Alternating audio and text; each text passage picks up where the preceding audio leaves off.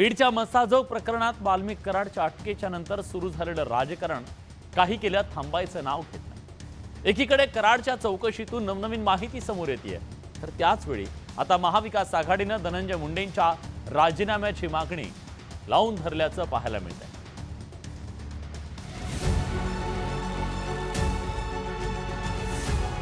वाल्मिक कराड भोवती कायद्याचा फास आवळला जात असताना आता धनंजय मुंडेंना घेरण्याची तयारी विरोधकांनी केली आहे। महाविकास आघाडीकडून सातत्यानं धनंजय मुंडेंना लक्ष केलं जात आहे।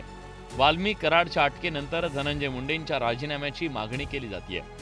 मस्साजोग हत्या प्रकरण आणि त्यात मुंडेंचा कट्टर कार्यकर्ता असलेल्या वाल्मिक कराडच्या अटकेनंतर आता काँग्रेस खासदार प्रणिती शिंदेंनी धनंजय मुंडेंच्या राजीनाम्याची मागणी केली आहे।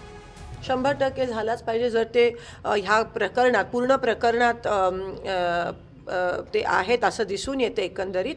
आणि काँग्रेसचं सत्ता असताना वारंवार जेव्हा राजीनामे मागितले जायचे तेव्हा द्यायचे आम्ही, एकंदरीत जबाबदारी घेऊन, नैतिक जबाबदारी घेऊन ते दिले गेले होते, जरी दोषी नसायचे तरी पब्लिक प्रेशरमुळे। पण इथे मला असं वाटतं अतिशय निगरगट्ट आणि अहंकारी सरकार आहे आणि लवकर हलतील असं दिसत नाही। खरं तर धनंजय मुंडेंनी आधीच राजीनाम्याची मागणी फेटाळून लावली आहे। वाल्मिक कराड प्रकरणात सहभाग नसल्याचं सांगत त्यांनी राजीनामा का देऊ असा प्रतिसवाल विरोधकांना केलाय।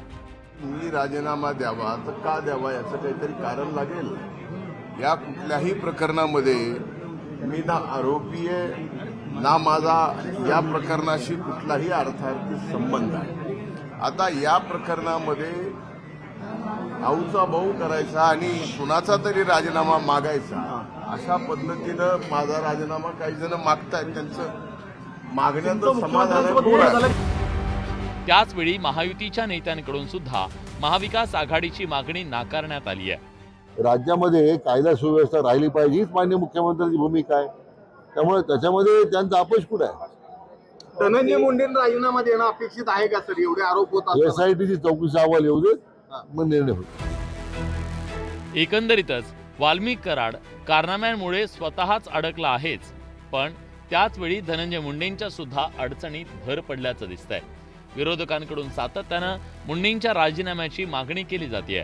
मुंडेंच्या राजीनाम्याची मागणी मान्य होणार की नाही हे अस्पष्ट असलं तरी सध्या बीडचं पालकमंत्री पद मात्र त्यांचं धोक्यात आलंय एवढं नक्की। Bureau report, news 18 Lokmat.